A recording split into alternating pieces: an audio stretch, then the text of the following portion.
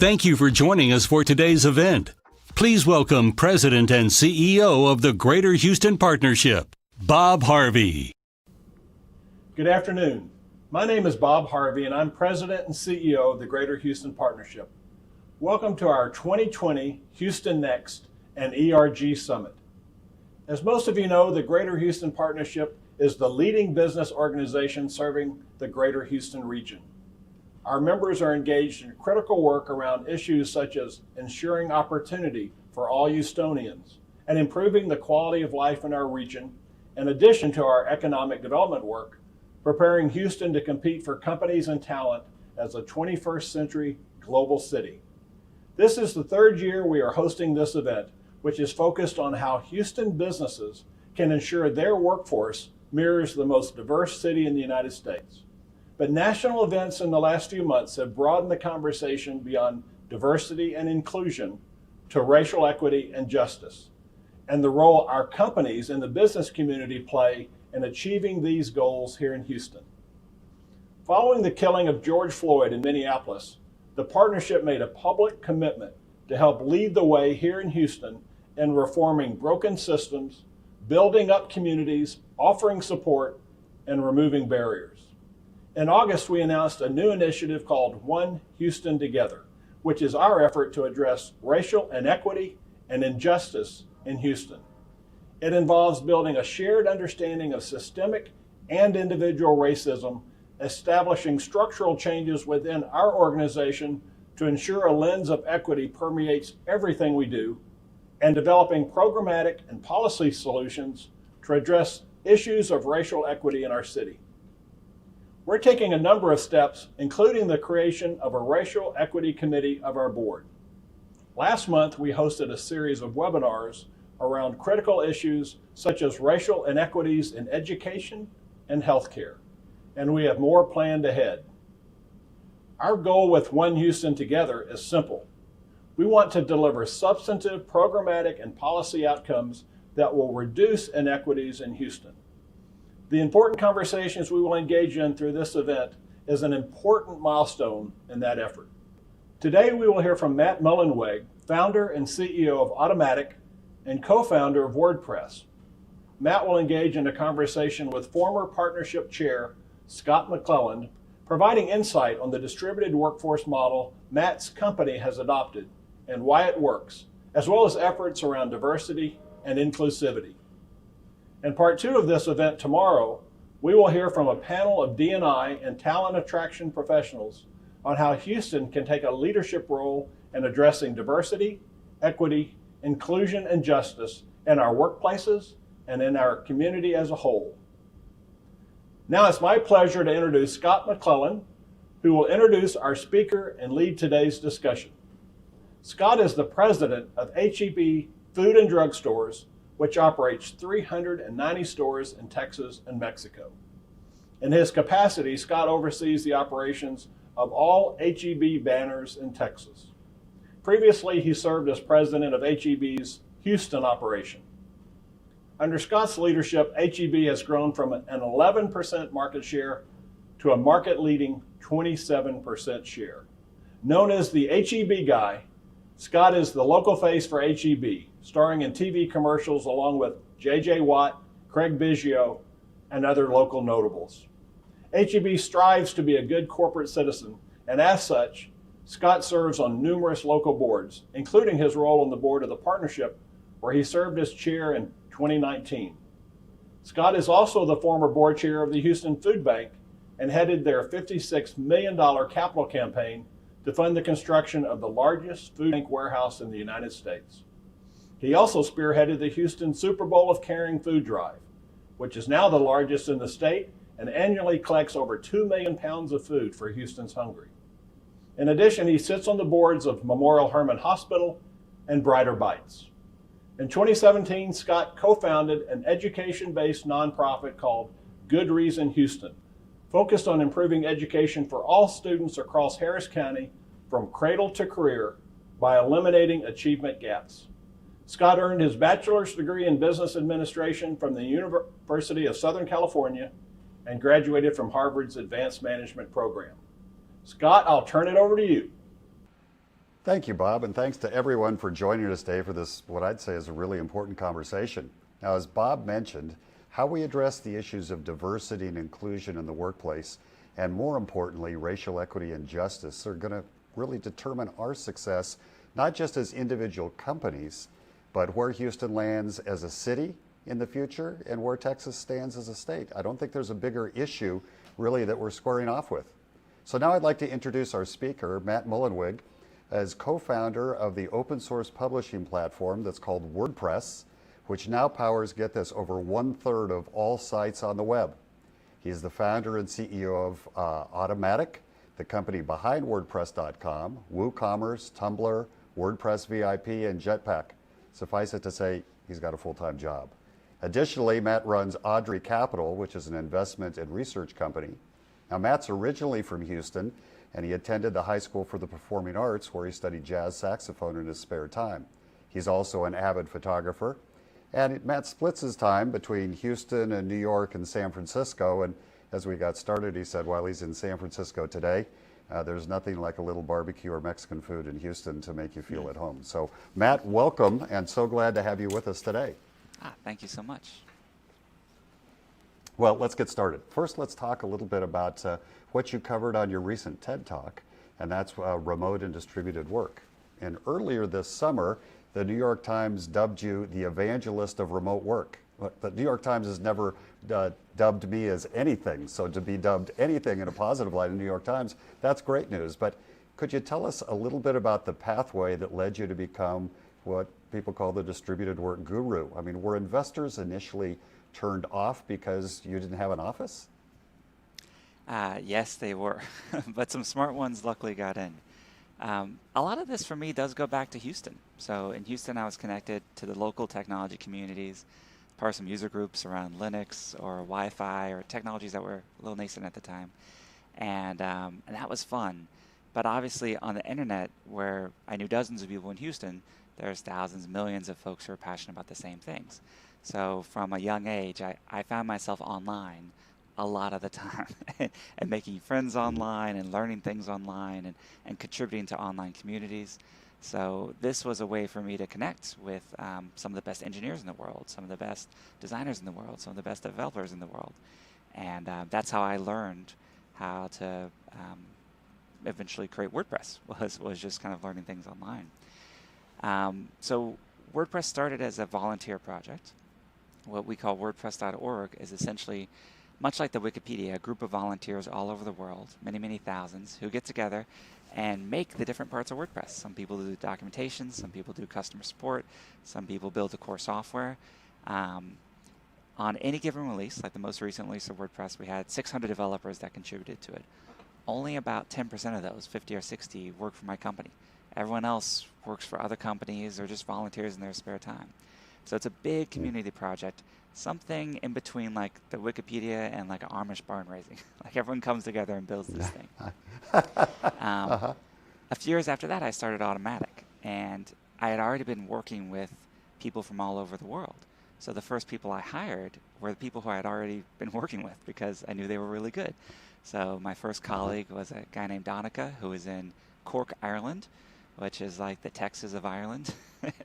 The second was in Vermont, third was in Dallas, fourth was, I guess, me in San Francisco. So, you know, the initial employees were all over, and we thought, well, this is working pretty well. It'd be expensive to move everyone to San Francisco, and by the way, they don't want to. So what if let's see how long we can make this work. And we were pretty sure we could make it work until about 20 people, because under 20, you can kind of do anything. We thought we could make it work until Dunbar's number, which is 150 people. So we thought it might break there. And then we just kept doing it. And now we're 1,300 people in 77 countries. We have people in, I think, 46 out of the 50 United States. And each person that's part of Automattic, no one feels remote. Everyone feels like they can equally participate in the brainstorming, the creating our products, the everything. So each person, that's why we use the word distributed instead of remote, each person is equal on the node, on the network. And this allows us to give people an opportunity to participate in a world-changing internet company, regardless of where they are. So for some of our viewers who may not be as familiar with distributed work, distributed workplaces, could you just talk a little bit about the difference between remote work and distributed work and why you decided to do one versus the other? I think, words create reality, and words are really important. So when I hear the word remote, I think there's essential, and then there's someone who's not part of it. No one says they want to be I mean, if you like your colleagues, you don't want to be remote from them. If you have a partner, a romantic partner, you don't say, I want to be remote, right? You want to be close. You Yeah, want to be together. yeah, yeah. And so we were trying to think of something that captured the fact that we were very close to each other in our work. We were just physically not in the same place most of the time. And so distributed was the word we came up with. Distributed in computer engineering also has the implication that the system is very robust and resilient. So if any one node in the network goes down, the rest can continue operating. So I used to joke, although it's not that funny anymore, but like if a meteor hit San Francisco, the company would keep going. If it hit our data center in Dallas, we have 29 other data centers that can take over serving the websites and things that we do. So much like there's no meteors hitting anyone, but people do as a company. We're very, very productive, literally 24/7, because work is passing between people that in different time zones, different countries. People can come and go. We even have a sabbatical benefit where every 5 years we pay people to take 3 months off. And all this is designed to create a really robust network that can continue. The work can continue regardless of location, really anything. This, especially in the early days, allowed us to move sometimes 2 or 3 times faster than our competitors because where they were doing 5 days worth of work a week, we were doing 15 days of work a week. Well, one of the things that's really interesting here is, many companies who look to recruit to have workers come to work for them sometimes have to overcome, well, I don't want to move to that city. And in a distributed workforce, since nobody has to move, people can live really wherever they want. And in many ways, I guess you can live your best life while you work. I think that's fantastic, right? Like we have people who make San Francisco salaries and then live like a king in Texas or Arkansas or someplace where the cost of living can be much lower. So it provides people a lot of freedom and autonomy for how to integrate their work in their life. Well, the mindset shift to a certain extent is, and we've seen some of this at our company in COVID, is, look, if you put a backdrop behind you, nobody necessarily knows where you are at any given point in time. And as long as you get the work done, who really cares where you reside, right? The key is getting the work done. So I think you need to have a culture and a way of working that allows people who aren't in the office or physically co-present with their colleagues to be productive. And the truth is not all companies are there yet, I talk about the 5 levels of distributed autonomy. And when you're in those earlier levels, the people who aren't in the office might actually be remote. They might be operating at 70 or 80% of someone who's there. So that's a perfect opportunity to identify that and then see, well, what do we need to do in how we do meetings, and how we communicate, and how we operate to allow them to be fully productive. Because we're all hoping for COVID to be gone as soon as possible, but this isn't the last thing like this. I'm sure there'll be other issues that require us to be more distributed in the future, more decentralized. And so if you can get good at that as an organization, it's just a different way of working. I don't think it's actually better or worse, just different. If you can get really good at it, you'll be primed to succeed in the coming decades of business. So in your TED Talk, you talk about with the distributed work model, you can create a situation where every employee has a corner office. So is what you're really referring to as the corner office is it's wherever you want it to be as opposed to located in a central building? Exactly. And it's actually amazing how much the politics and the drama of everyone being in the same office goes away when you start working in a distributed fashion. It's kind of incredible, actually. A lot of the HR issues, a lot of the issues that in-person companies have don't even really occur to us. Yeah, I hadn't necessarily thought about that, but you're right. In terms of office dynamics that might happen on from everyone being together may not happen. Now, there may be other ones that do, but basically what you've done is you've kind of taken the model where you spend 50 weeks a year in an office and 2 weeks on vacation to flipping it entirely to where you spend 50 weeks independently working wherever you want to, and then you guys have a program where you do get together centrally for a couple weeks a year, right? Yeah, I'm looking forward to returning to that. It's on hold right now, but when you joined Automattic, we would tell you to expect 3 or 4 weeks of travel per year, and that was we do these meetups all over the world, really, just to bring people to meet their colleagues. I still think in person is great. I'd love to meet you in person someday, but you can do a lot of work and build a lot of trust through a virtual meeting. I guess one of the questions that many people who haven't adopted, whether it's a remote or a distributed work model, always work about is like, how do you build the esprit de corps? Does that go away, or do you have to approach it differently in a distributed work model than, when everybody gets together and you can call everyone together for a huddle or whatever you might want to do. So how do you approach that?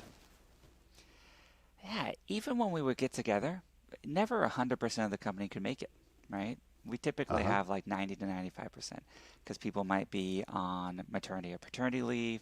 They might not be able to travel. They might not get a visa. So we've always thought about how to, the esprit de corps is a great way to put it, create that motivation and connection to the mission. What I found and what I'm still learning, probably what you know really well, being a much more experienced executive, is that it's different for different people.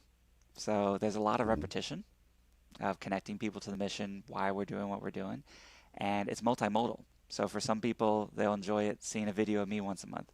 For some people, they might read it and be connected to it. For some people, maybe they see our advertising and that inspires them. Like there's so many different ways for them to receive the message.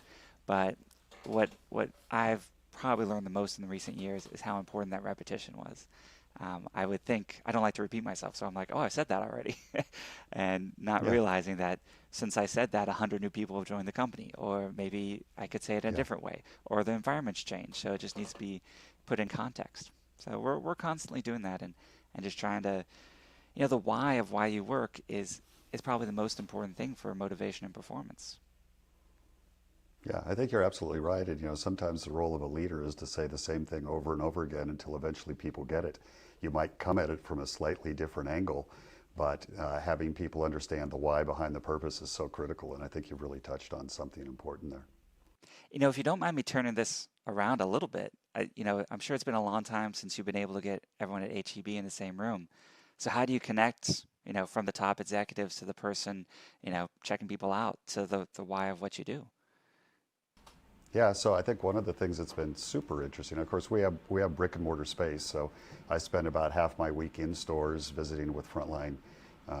We call them partners, and other people might call them employees or associates, but I think it's important when you have a store for people to see the leadership out. But one of the things that we did interestingly as COVID started was that every day we would have 2 Zoom calls with about 700 people on them. And the first call would be to bubble issues up, because with COVID, every day we were coming up with something that we had never anticipated in it. What do you do about masks? What do you do when the mayor of Stephenville says you have to open your store at 7 a.m. for elderly? And is that something, every day there was new policy that was, but the way in which to get this was to bubble it up from people who were on the front lines. Then we would break into breakouts by kind of job function. And then in the afternoon, we would talk about, hey, here's a fix we have. What does everyone think about that? And so we called it the Emergency Operations Center. But everyone felt that they were part of either being heard or being a part of the solution, and it allowed us to be pretty adept and fleet of foot. And we've done this with hurricanes historically, but it's gone on a lot longer, obviously, with COVID. I also read how y'all were way ahead of the curve on everything, so congratulations on that. I hope the New York Times writes more about what HEB does. Yeah, it's nice to have friends in other countries so that we could get out in front of it. Speaking of COVID-19, last year you had said that over the course of the next 10 to 20 years, 90% of corporations will evolve into some distributed model. Do you think that COVID-19 will accelerate this and the adoption rate is now going to come faster? Yeah, we've seen it with so many trends. So I think, distributed work, open source, all the things I work on, I know will happen in my lifetime, but some of them I was prepared to take until 2030, 2040. The two that we saw the most acceleration with is, because we're all forced to work in a distributed way, a lot of companies, including ones I wouldn't have predicted, figured it out really quickly. I spoke to a CEO of a call center company with 40,000 employees. Everyone started working from home. They were predicting disaster, and they're more productive than they've ever been and happier than they've ever been. Their retention, this was a company that would also churn 20-30% of people per year, and their retention has gone through the roof, which has now completely changed their economics. So people are happier, they're doing better work. That's a win-win for any executive. Even if you want to be in an office, you'll see the benefits that it can have for people if you do it right. The other thing is adoption of e-commerce. So we have a e-commerce platform called WooCommerce. It's actually been used by HEB in the past, and that was relatively small, and it was kind of like years of growth happened in months. And we're now selling over $20 billion a year of goods and services sold through WooCommerce. Wow. It's totally open source. It's built on WordPress. So for folks listening to this, I encourage you to check it out if you're not using it already.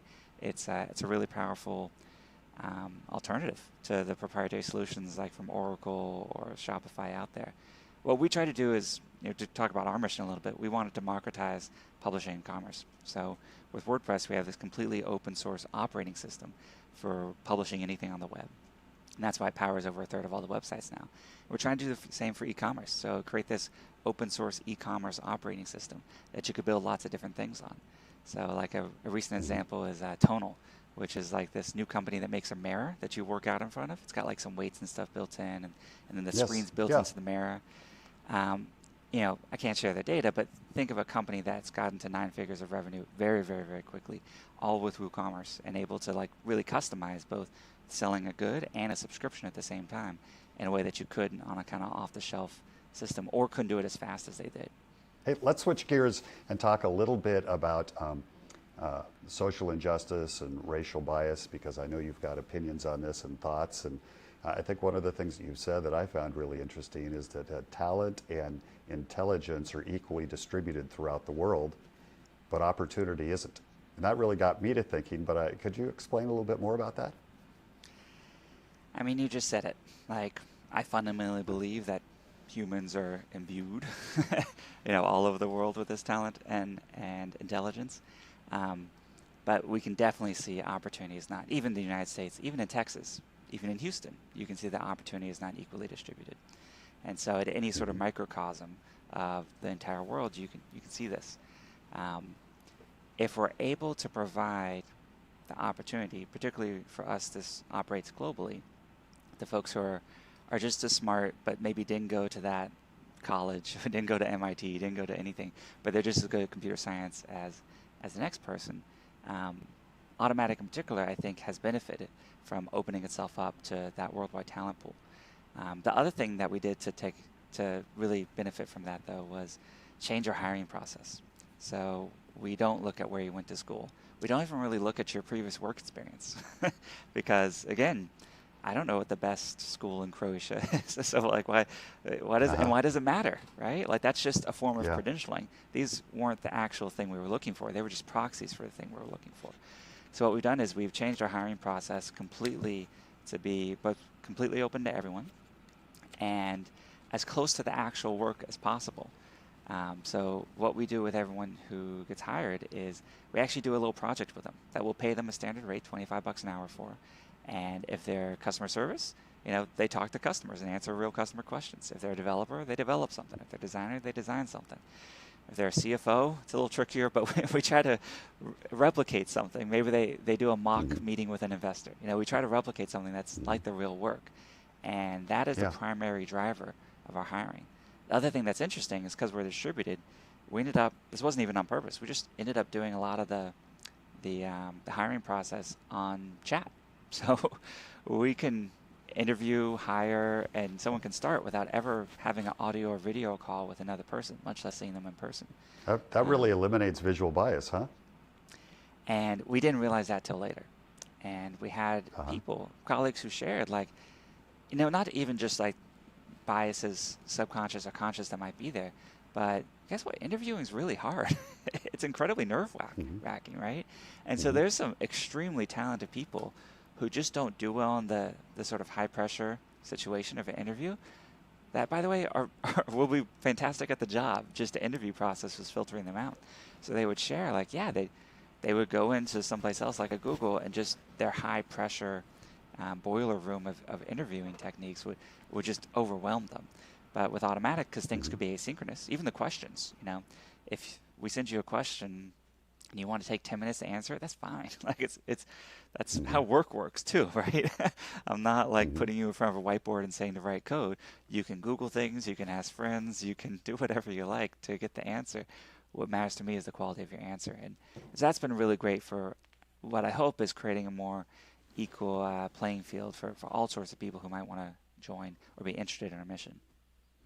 One of the quotes that I talk about frequently is, one's success in future shouldn't be dictated by the zip code you were born into or the parents you have.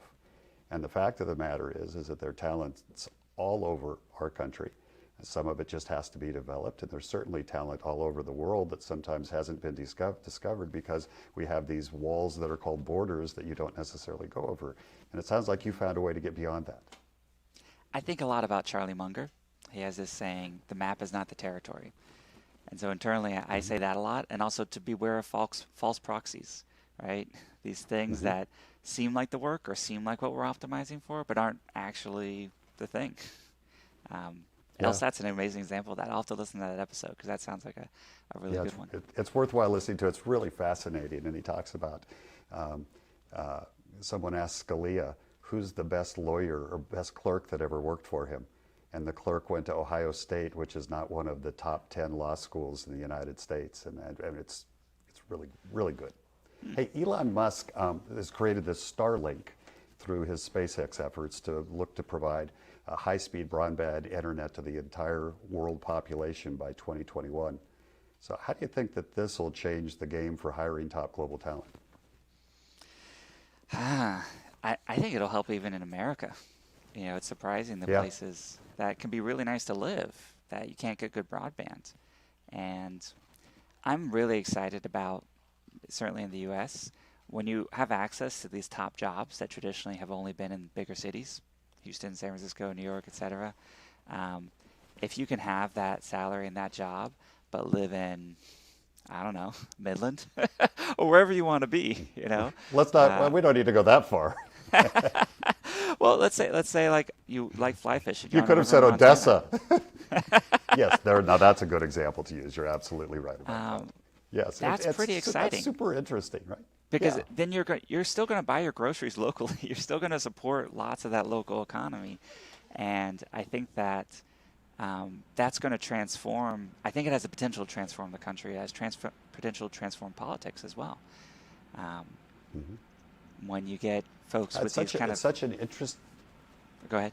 It's such an interesting idea because you think about how over the last century or more, there's been this massive migration from rural to urban.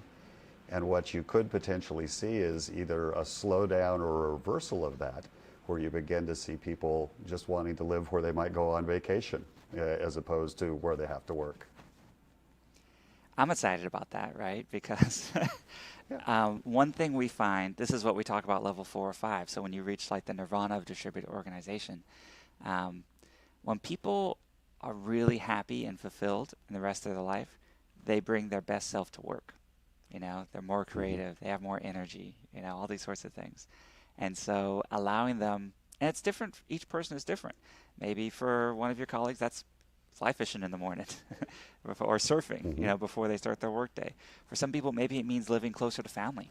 They moved away for a job, but if they can be closer to their family, they're more fulfilled and maybe have like more help taking care of their kids or something like that. So it's really unique, really individual. And companies can be very paternalistic and kind of saying like, this is how you must be productive. You must come to this sort of office in this neighborhood with this commute time and work in this way. And there's sometimes enforced norms and sometimes just, ones that bubble up culturally, like however the boss dresses is probably how everyone else is going to be expected to dress, at least if they want a promotion or to have that job someday. So all of these things aren't really the work. They just kind of come along with it. Yeah, you're right. And it allows a lot more diversity and variety when you allow people to kind of measure by outcomes versus inputs, right? You're measuring by what's produced, and we have high accountability there, high expectations, but we don't care too much how someone gets from A to B. Yeah, it's funny you say that, dress how the boss dresses, because we had a Zoom call with a large number of people on it. And so one of the things I said was, okay, just for fun, everybody stand up right now. Let's see what you're wearing below what we see on the screen. And there was there were a lot of yoga pants and workout shorts. And but to your point is, look, it doesn't matter. I find the second order effects really fascinating. It is true that people wear more comfortable pants, and I heard Lululemon's been doing well. I heard Walmart was selling more tops than bottoms, right? Because people were refreshing what they were wearing on their shirts. But even non-intuitive ones. So for example, as people move to places that are less per square foot, they have more space. And so places that sell furniture have actually been doing really well. And so this kind of like grand relocation that's happening all over the country from people moving from places that are high cost per square foot to lower square foot increases the amount of space they have to fill with furniture and art and other things. And that's, I wouldn't have predicted that at the beginning of this pandemic. Yes, interesting. Well, on the one hand, there's no question that 2020 has been a disruptive force, and whether it's been natural disasters or the pandemic or fighting for equality. You know, we talked about broadband. That's certainly important when you look at digital schooling and access to that, right? But these are just a few of the things that we've had to deal with this year. And as I mentioned before, this need to adapt and evolve probably is more prevalent now than ever, as companies are just having to find different ways to do things, whether you're a restaurant or a tech company or a supermarket or whatever you might do. But what do you see that companies can do to take advantage of this time and look to implement lasting changes? You know, I'm a big believer as business as a force for good and positive change in the world. And so I do believe that, as y'all have done, serving your customers, I mean, literally feeding people, making sure that you're able to, and then, you know, your partners, creating the jobs for them and allowing them to thrive in different ways. That economic opportunity multiplies. We all know how it multiplies throughout the economy. And conversely, the businesses that have had to shut down or let people go multiplies through the economy. So if you're one of the ones that's on the positive side of COVID, I think it behooves you to try to create as much economic opportunity for people as possible. I think it's really helpful for everyone in business to have a lot of compassion for their colleagues. It's astounding what people are going through right now, particularly with kids at home, with people getting sick, everything. So we've definitely been just kind of covering for each other a lot more than we probably would. And not that we probably would. It is, I think normally maybe it wouldn't be happening to everyone at the same time. You know, one way I think about it is generally in a company of 1,000 people, you know, 1% are going through something very, very tough any given moment, whether that's a loved one being ill or something personal they're going through. And so you're covering for that 1%. With COVID, it's been more like a 10 to 15%, you know, and that's just, we have had to adjust some of our timelines on things and other goals that we had. I think the number one thing businesses could do is just embrace the change. You know, if you really try to hold on to the way things worked before, I think it's going to be tough on you, and it's going to be really, really tough on the people on the front lines in your business. So if you can open things up, allow more experimentation, open up your IT policies, let them expense software, let them ask for forgiveness, not permission all the time. Like, if you can, that'll be a force that probably you'll want to continue after the pandemic as well. Yeah, I think it's such a good point that you raise, is that, look, when one door closes, oftentimes another door opens up.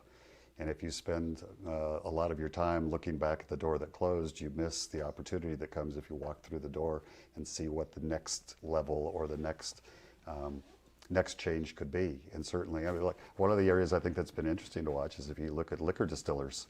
You know, bars closed, their business went straight down, and so what did they do? They began to make hand sanitizer. You know, and so you just begin to look at, when one door closes, how does another one open? And there have been all kinds of opportunities like that. It's just a question of how willing are you to grasp a change versus, you know, think that you just have to do it like you've always done, which will get you left behind. I have a friend in Houston. She has a bar named Julep, and you know the bar is still closed. Oh, yeah. But they're making pre-made cocktails now. So you can go pick up like a 4 cocktail bottle for $20, $30.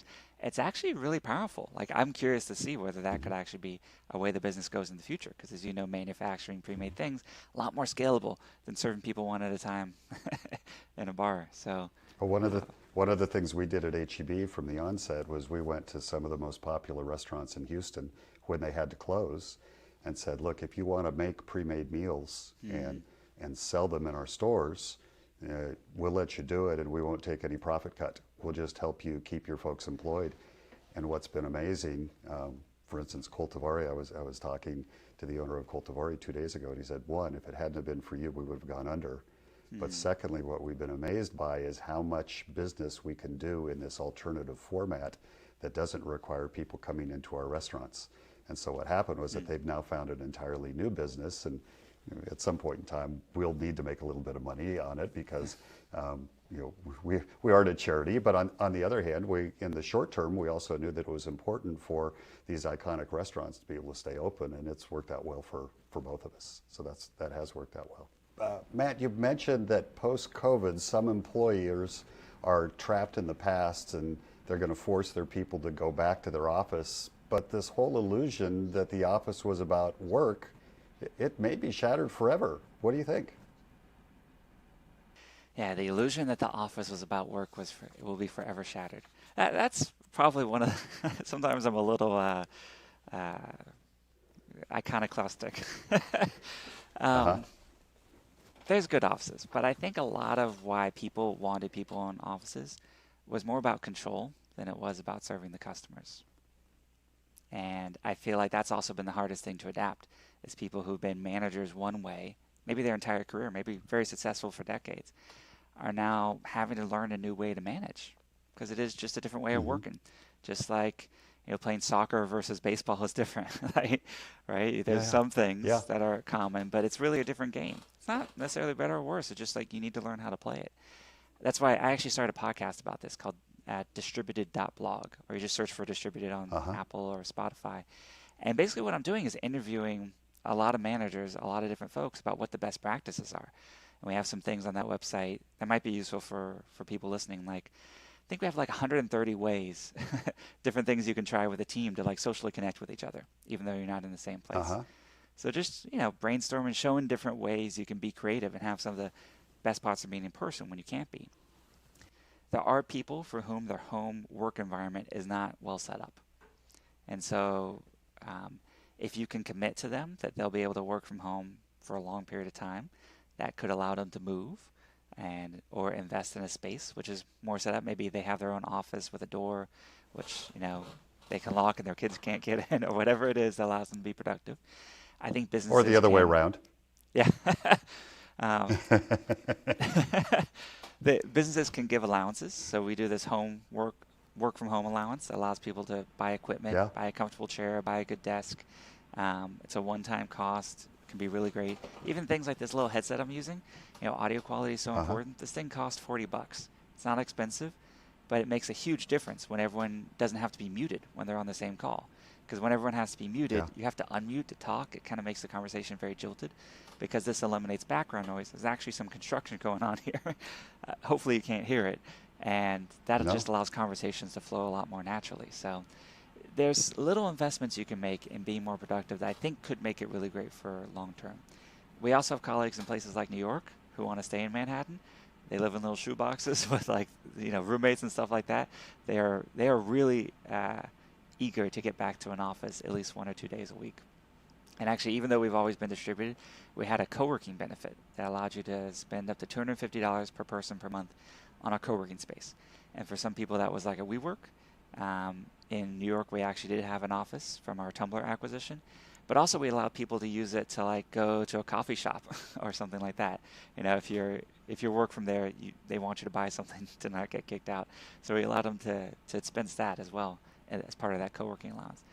And the principle for us on your TED Talk, on your TED Talk, you had mentioned that 5 guys went in and pooled their resources and took out a little office on a fishing pier. That I thought was kind of interesting. It was so it gives neat. complete flexibility. Yeah. We had some people who made a deal with a bar, actually, that during the day it was closed. And so there was no drinks being served, to be clear. But from 9 a.m. to 5 p.m. it was empty anyway. So for literally, I think it was like $25 a day or $50 a day. They just gave them a key to it, so they could go in there, work from there. There's great Wi-Fi, and then around 5 p.m. It would open up to the rest of the people. I guess their employees would start coming in around 3 p.m. But it was just a kind of creative space. But for us, we're not actually anti-office. Your employees had a daily happy hour. Yeah, they could if they wanted. Yeah. Hey, tell me about, one of the really big ideas that you have is these 5 levels of autonomy that occur in distributed work. And then what you talk about the fifth level being nirvana. When I first heard about it, I almost felt like I needed to get in the lotus position. But share with us a little bit about this, the 5 levels of autonomy and how you view it. Sure. And if you want the long version of this, check out my podcast with Sam Harris. That's where I first introduced this. Or just if you Google for 5 levels of distributed autonomy, you'll get my blog post on it and the graphic. Level 0, essential workers. Folks who can't do their job unless they're physically there. You employ a ton of these. Level 1 was where a lot of businesses were before, where you could maybe do some work from home, but if you weren't in the office, you didn't have access to other people, you were left out of information. Maybe you couldn't even access some internal tools, like there was an intranet or something you couldn't get to. So that's where, like, distributed work is barely supported. Level 2 is where you take everything you did in the office and try to do it online. Common complaint at this level is, if I have to be in another hour of Zoom calls, I'm just going I'm going to collapse. People, yes. When you work this way, people are just burnt out at the end of the day. They're wearing themselves out because trying to replicate exactly what you did offline, online just doesn't work, which takes you to level 3. So when you start to figure that out, you start to adapt to what's actually better about being online than when you were in an office. So for example, if we're on something like Zoom, it's so easy for each person to share their screen, literally within seconds, where if you were like trying to plug in your laptop to the presenter, like that was always something that was comically bad. It would take 5 minutes. Yes. Yes. So just things like that. Call the AV guy. Yeah. Yeah. Something we do is, like, for every meeting, we always share the notes. And the notes are actually taken in real time during the meeting. And everyone has that Google Doc on their screen. So while I'm looking at you, I might also be watching the notes being taken.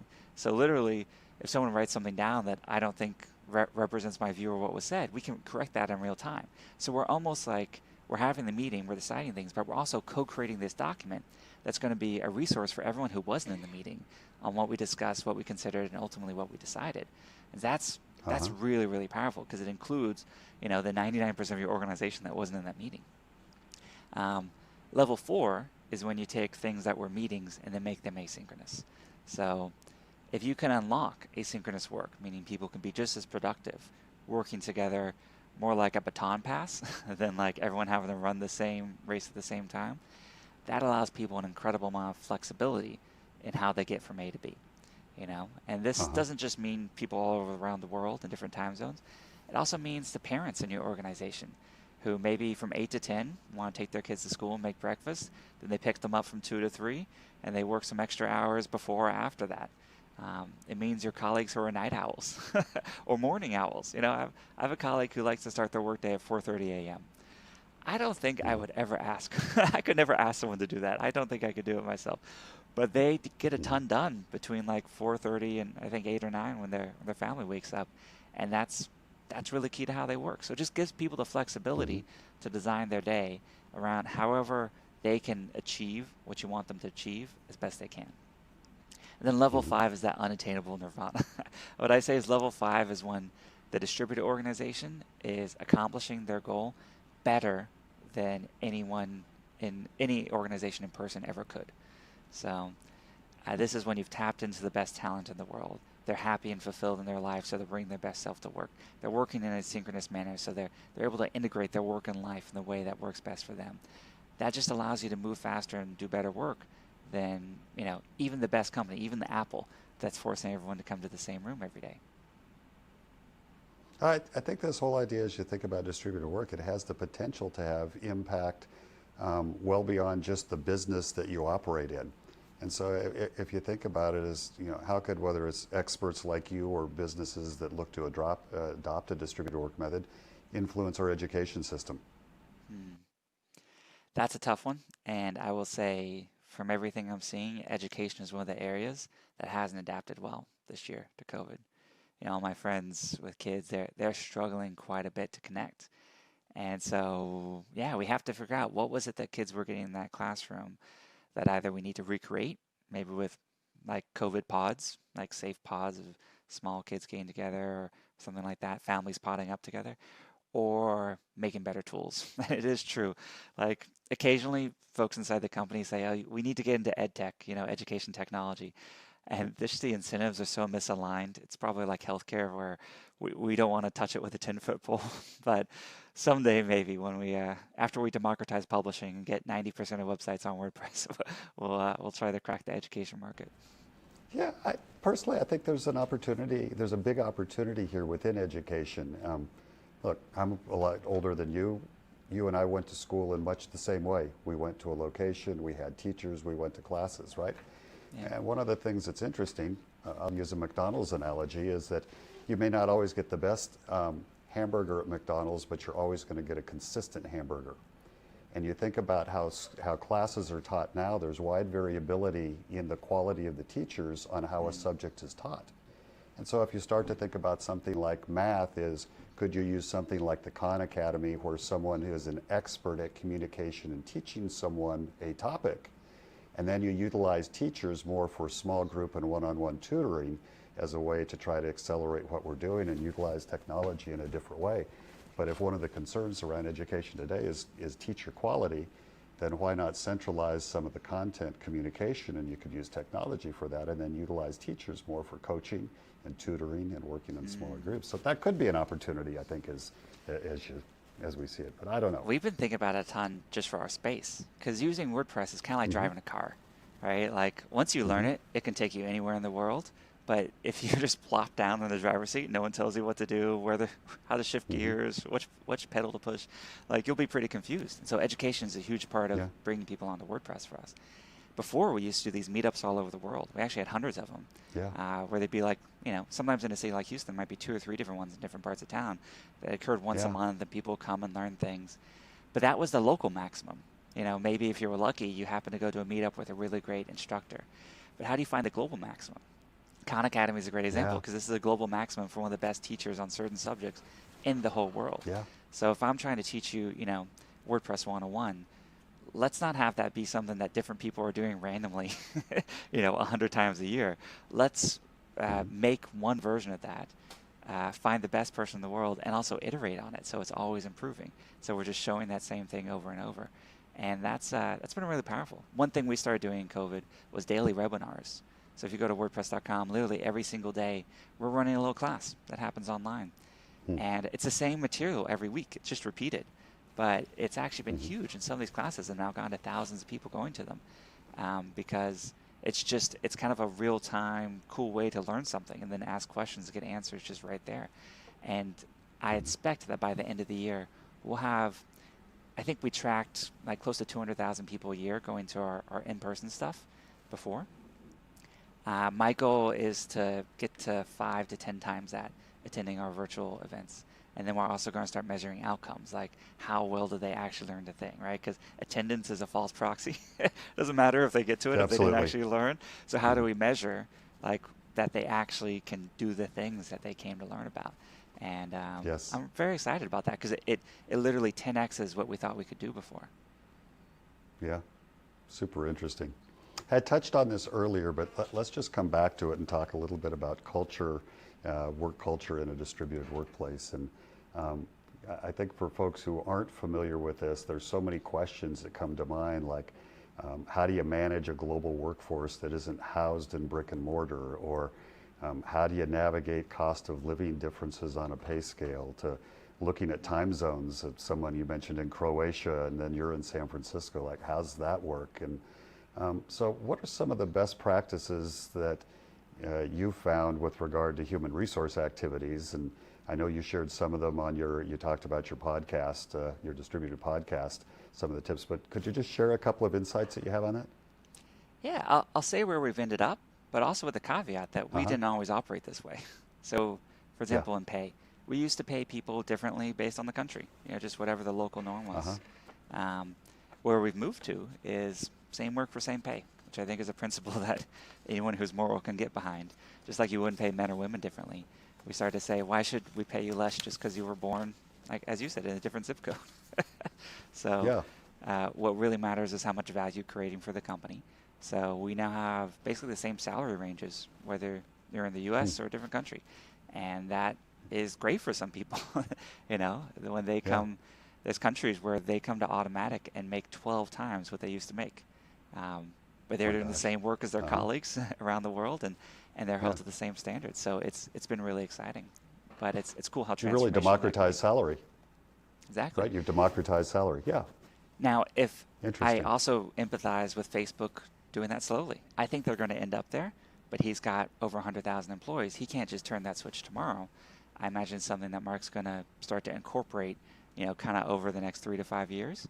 And but I think they'll end up there because the interesting thing about this that if you don't do this, your competitors will, and they'll get your best talent. So, if someone's paying, Yeah. I for compensation, I think if you're within like 10 to maybe 20 or 30%, people will stay for the mission Yeah. and their colleagues and things like that. But when we start to get to doubling or tripling their salary, people just have to make a decision for their own, family and livelihoods. So I think a lot about my dad as well. So you talked a little while ago about Zoom fatigue. I mean, if you're on Zoom call after Zoom call for 8 or 10 hours, like you burn out. So what are some of the ways you've encouraged your employees to be able to take breaks and unplug? Yeah, the easy tip that anyone listening to this can do is do some things on audio instead of video. Video is stressful in a way that audio is not. And especially if it's like a one-on-one, you can have that as a conversation. Someone can be on a headset. It also allows them to just do stuff like move around, take a walk around the neighborhood. I do have a colleague actually who often on Zoom calls is on a treadmill. So she looks like this. That's a little weird. I don't do that myself, but it's fine on like a phone Yeah. call, if you're just audio. So audio is actually a really big unlock. That's a lot less stressful where you still get a lot of value. The hard thing that I encourage everyone to do is re-examine the purpose and necessity of every single meeting you have. It's the old joke like, oh, another meeting that could have been an email. Yeah. Gosh, when I think of the amount of sort of productivity and hours in the world that are wasted in poor meetings, it's Yes. it's shocking. So a good heuristic you can apply is everyone in the meeting fully present and fully focused? If yes, it's a good meeting. If not, maybe it's not, right? If someone finds what's on their phone more interesting than what's going on in the room, that's not a good meeting, right? If it were really good, it would be like a really great TV show. They'd be totally entranced. And do you look forward to it? Meetings should be rare and something that's like a special occasion you really look forward to. Yeah. And I'm maybe an extreme version of this. I've got myself down to just a few hours per week of pre-scheduled meetings. And the other great thing that unlocks your organization is allows people to connect easier, faster. I'll call out Google here. I have friends there that it's like there's something important. They're like, hey, I want to talk to you about this important thing. Next thing you know, you're scheduled 2 weeks out. Like, well, how important was it? And it's just that their calendar was like super full. Or maybe sometimes it's even a few days out. But like for us, like if I have a colleague who says, something important I need to talk to you about, I've got 6 hours open that I can choose to use whatever's most important for me that day. So it's like, all right, let's hop on in 30 minutes. And that throughout your organization just increases the speed at which things can happen. So people think meetings make you faster and more productive, and maybe some of them do, but there's a diminishing margin return very, very early. And so by reducing, you can actually increase the speed, which is, again, one of these counterintuitive things that you don't really believe until you try it. We have a term internally we call ping, which is like, it's just saying like, hey, ping, and you respond when you're free. If it's now, great. If it's not, we'll sync up later. In Reed's book, he talks about the talent density being the baseline for everything else they do. So he's like, if you just do our fourth level thing and eliminate all HR policies, probably won't work unless you have the right people in the room. For us, another big thing is internal transparency. So instead of, and this means that we don't use very much email. I only get a few emails from colleagues per month. And everything's on these internal blogs, a system called P2, which you can see at wordpress.com/P2. All of these, every meeting I'm in, everything gets the notes posted. Anyone can read it inside the company. Anyone can comment on it. And that internal transparency also allows a lot more participation to happen without the meeting, right? Because we can have a discussion over, let's say, 48 hours on this thread, this internal blog thread, that gets, I would say, better wisdom and thoughts than you might get in a meeting. One of my pet peeves about meetings is often you're getting reactions from people. I don't want to know, if I tell you an idea, I don't want to know your immediate reaction. Maybe I do, but that's like has this amount of value. Maybe, $5 worth of value. If you think about that, take a long walk, sleep on it, think about it in the shower in the morning, talk to your friends about it, talk to your dog about it, whatever it is, and you come back the next day, maybe the sort of reaction you're giving or the what we're communicating then is $100 of value or $1,000 of value. I think it could literally be orders of magnitude wiser, more thought out, and meetings also reward extroverts over introverts. Statistically, about 30% of your company is introverts. You will unlock the talent of the introverts in your company if you can create methods of interaction working together which don't reward the most gregarious person in the room. Interesting. Well, I also have to believe that this level of transparency that you have has to see real feelings of inclusion and trust within the organization, because it's not like, oh, something's happening in a meeting that I didn't know what was going to go on. And, so it's not natural for people either. We have to remind folks, there was something, actually I was pretty happy about it. In our customer support organization, someone was complaining that, the leads are getting together, they're making these, unilateral decisions without the participation of the folks who are doing the work. And I saw that, and I actually got a little fired up. I was like, that is not how we work. But then someone replied, and they said, actually, the meeting notes are all posted. The agenda is posted before the meeting. So if you want to drop a comment before the meeting, you can. And then afterwards, they post them. And they said, hey, and if anyone wants to join this, feel free. It's more efficient to have a meeting, I think, with fewer people in it, right? When you get too many people in the room, it slows down a lot, or people perform. But if you really want to be part of it, these aren't secret. So tell folks who are watching, what is AFK, and how do you manage that with your employees? Sure. AFK for us means away from keyboard, and it's just an old internet term that people would use when they stepped away from their keyboard. Maybe we were chatting, and they would change their username, actually, kind of their screen name, to be like Matt_AFK to show that I wasn't present. That's obviously not needed now because we have like the green dot versus the red dot or other things to show our presence. But it's kind of just an old school internet thing. And we use it to talk about vacation, actually. So we, many years ago, actually I think before Netflix, moved to an open vacation policy where the policy was take what you need and make sure stuff gets done. If you're going to take a month off because you're European and that's what you do every summer, make sure that the team's goals are still being accomplished while you do that, and your colleagues know what's coming. They can't just like show up one morning and be like, I'm going to be gone for a month. But take what you need, and we don't really have very prescriptive guides around it. We actually we do track it. And Netflix says they don't track it. We do track it. One, because it's legally required in some countries. But two, we found people were taking too little. So what happened, which is a criticism of this policy actually, is that if you adopt it, people don't feel comfortable taking it and they take less. So we started tracking. And so we'll ping people when they take too little AFK. And we say, hey, it's been a few months. You haven't even taken a single day out. What's going on? Is everything okay? And it's actually been really interesting in the pandemic as well, encouraging people to take time off, even if they're unable to travel or they need to stay home. Even taking that staycation can be very restorative. And we try to model the good behavior where I try to do this myself. I try to talk about the time I take off to say like, hey, it's okay to do this. And it's still tricky, but I do fundamentally believe that the time away from work is a huge source of creativity and productivity for the time you're in work. And we've certainly found that, and that's actually where we got the sabbatical benefit. So that for us is every 5 years, you get full salary to take 2 to 3 months off. And it's a minimum of 2 months, and it's encouraged to take the full 3 months off.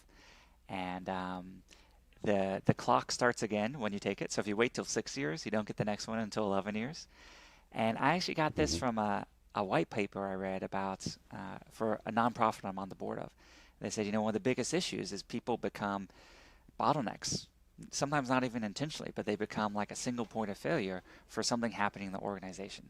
Yeah, we encourage people all up and down the organization. We strongly encourage folks to do this, and it's amazing. So one thing that happens a lot is if you're a lead of a large team, you pick who's going to fill in for you and be the lead while you're out. By the way, what an amazing training ground for that person to later take on more responsibility because they're literally doing the job. So this creates a sort of beautiful churn in the organization that removes bottlenecks and also allows people an opportunity to grow and learn. So I highly recommend adopting something like that. Oh, wow, really great. Hey, this has been so good. Forget everybody else who's getting to watch this. I've just so enjoyed getting to visit with you for the last hour that my mind is like whirling with things that I think I can look at and do to make our own business more productive and more effective. And this has really been terrific. So thank you for taking time out of your super busy schedule to be with us. It was really worthwhile. Hey, Scott, thank you. And if there's ever any help I can be, I'm a Houstonian at heart and most of the year. So if there's anyone listening to this, feel free to get in touch. And if you get back here and want to go visit an H-E-B store, I'll show you how we cut meat. Thank you. I'd love that. Thank you so much. Hey, Bob, we'll turn it back over to you. Thank you, Scott. And thank all of you for joining us today. And a special thanks to our keynote speaker, Matt Mullenweg, for joining Scott in today's conversation. Now it's your turn to pick up the conversation. My challenge to you is to ask yourself, how can I do better? What am I doing to make a difference in my company and in my community? What can my company, with my urging, do better? We can accomplish great things here in Houston, but it takes each of us working together to realize meaningful, lasting change. Thank you all again for joining us today. Have a great afternoon.